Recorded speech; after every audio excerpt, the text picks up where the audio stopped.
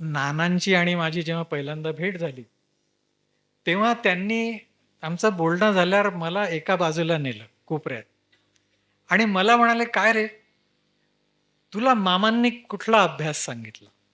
साधन काय सांगितलं?" मी त्यांना म्हटलं, "मामांनी मला सांगितलं, की स्वस्थ बसावं आणि आकाशातले तारे बघावेत."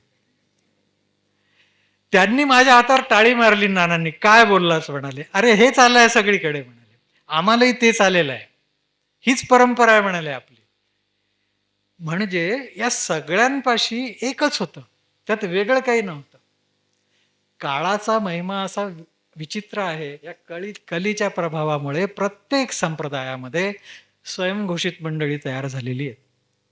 आजही आपले स्वामी महाराजांच्या संप्रदायातही त्यांच्या सेवेच्या नावाखाली वाटेल ते प्रकार म्हणजे जे त्यांनाही मान्य नव्हते कधी आणि ते असते तर त्यांनी खपवून घेतले नसते.